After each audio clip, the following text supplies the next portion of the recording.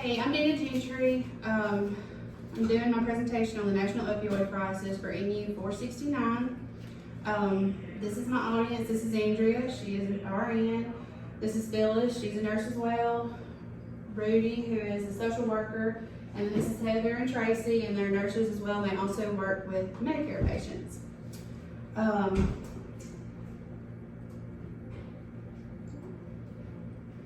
So the objectives for my presentation is by the end of this presentation, my audience will be able to describe the national opioid crisis. They'll be able to understand the impact that this crisis has had on the healthcare industry. They'll also be able to identify signs and symptoms of opioid abuse in lay people as well as healthcare workers. And that they will be able to describe some ways that we can help solve this problem.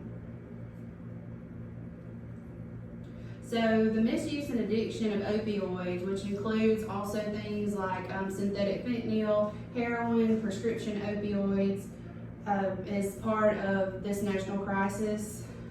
And it has a huge impact on public health as well as social and economical welfare. So the opioid epidemic started as early as the 1800s. Providers were prescribing it they were prescribing opium, which was the very first opioid that was derived. And the doctors were giving it to patients back then, and they were even giving it to women. They used it during the war times, things like that. And at that time, the effects of the drug really weren't understood. So they didn't realize that it had addictive issues, and then they also didn't realize that a lot of the people that died actually weren't dying from the illness that they had. They were dying from the fact that they overdosed and just didn't realize it.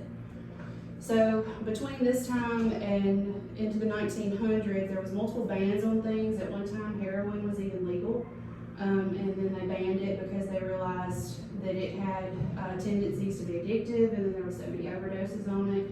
But by the late 1990s, they had lifted the ban on some of the medications that were prescription drugs, and then these big pharmaceutical companies were convincing providers that these drugs were actually not addictive. So the providers in turn started writing multiple prescriptions. The prescription numbers went up, which also caused the numbers of addiction and misuse to go up, as well as overdoses.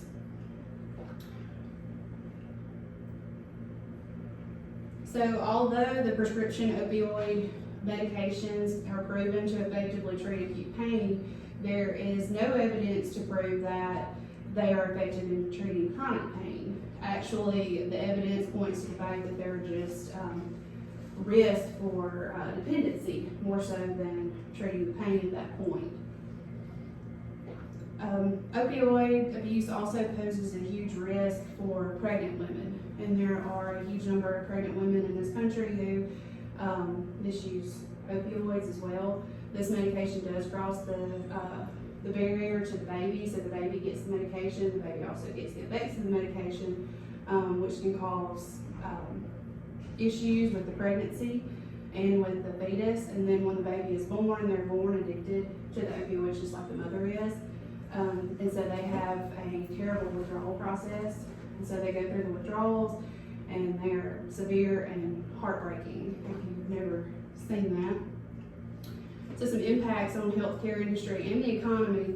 The CDC estimated $78.5 billion a year to be the economic burden of prescription opioids and their misuse. This includes the cost of healthcare. It includes the cost of the criminal justice system when people are arrested and they have to sit in jail, they have to go to court, if they have to do drug tests, probation, things like that. It also includes the cost of rehab, any kind of rehabilitation or addiction therapy that they get, whether it be inpatient, outpatient, things like that.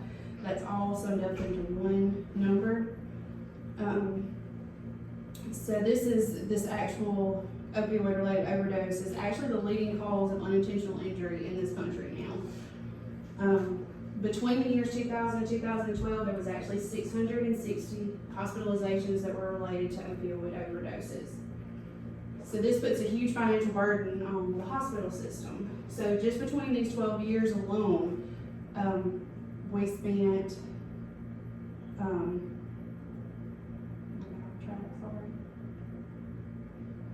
We spent more than $700 million healthcare dollars between those 12 years, only 660 hospitalizations. So some statistics from the National Institute of Drug Abuse: approximately 21 to 29% of patients with prescribed opioids misuse them. Between 8 to 12% develop an opioid use disorder. And then out of these patients, approximately 4 to 6% end up turning to heroin later. In 2018 alone, over 46,000 Americans died from an opioid overdose. And this also includes, like I said, the ones that we're talking about, like synthetic fentanyl, as well as heroin is included in that. It's not just the prescriptions. So some signs and symptoms to look for in people who are abusing opioids or addicted to them. In lay people, you would look for things like falling asleep when it's not appropriate. They'll have flushed skin sometimes. They'll also itch a lot for no apparent reason. There's no rash, there's no dry skin or anything like that. They just itch.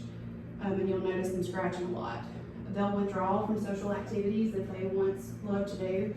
They'll also withdraw from people that they love.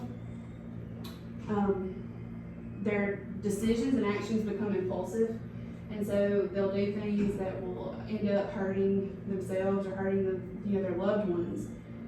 So they also do this thing called doctor hopping, where they'll go to one doctor for a prescription, and whenever they're not able to feel the effects like they want to with that one prescription before that doctor can refill the medicine, then they will go to another doctor. So it eventually comes to a point where they're going to multiple providers for prescriptions for opioids. And then in healthcare workers, you'll also look for signs that they're having issues, and it'll be things like frequent bathroom breaks. They'll fall asleep at work. There'll be a lot of lack of documentation, and they'll also request patients who take pain medications as well. So combating this threat. Since the early 2000s, CMS and the Joint Commission have emphasized pain assessments as well as pain management. So if you are in the hospital, if Joint Commission comes to the hospital, or like in this facility, if state comes in, you know one of the major things that they're going to look for is pain assessments. They want to see that you've done the assessments. They want to see that the medications are charted properly. They want to see that you have done the pain scale, that you went back 30 minutes later and made sure that their pain was adequately addressed and that they're not, their pain is under control now.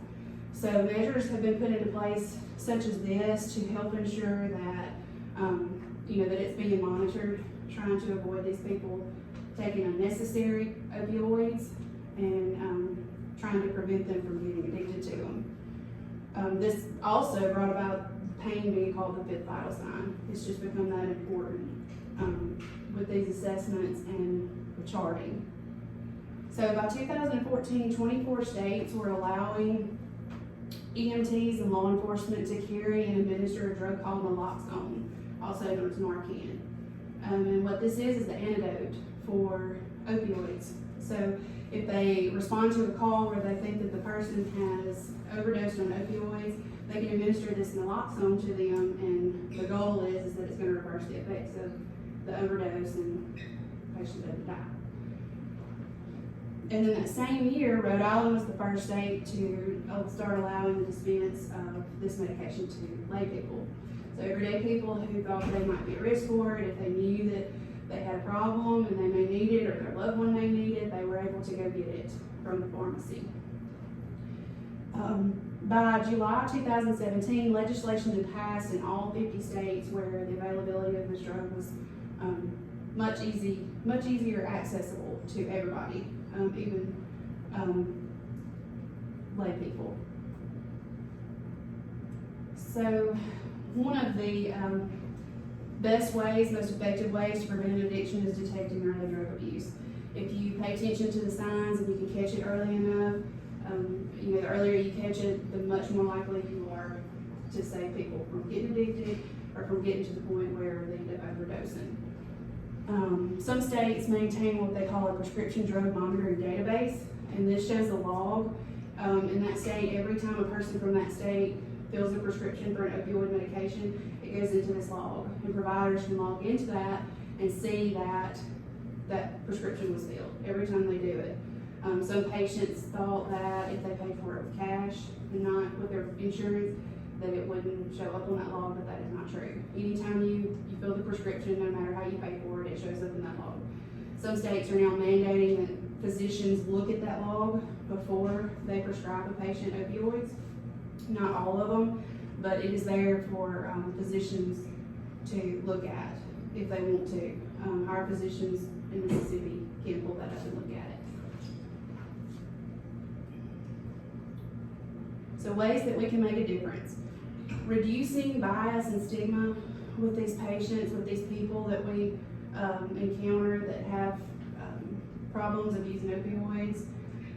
We can, if you can, reduce that bias and that stigma with these people and create some sort of therapeutic communication or therapeutic relationship, you will hopefully be able to build trust with these people, and they will, be able to come to you and talk to you with their problems, and hopefully at some point whenever they want to get help, they'll let you help them and get them help some sort of way. Also, collaboration is a must between not only healthcare providers and public health, but also with with the rest of the circle, law enforcement, mental health facilities, community-based organizations, EMTs, paramedics, everyone in the community. Educating them is huge on this, because we all have to work together and collaborate together for this to work.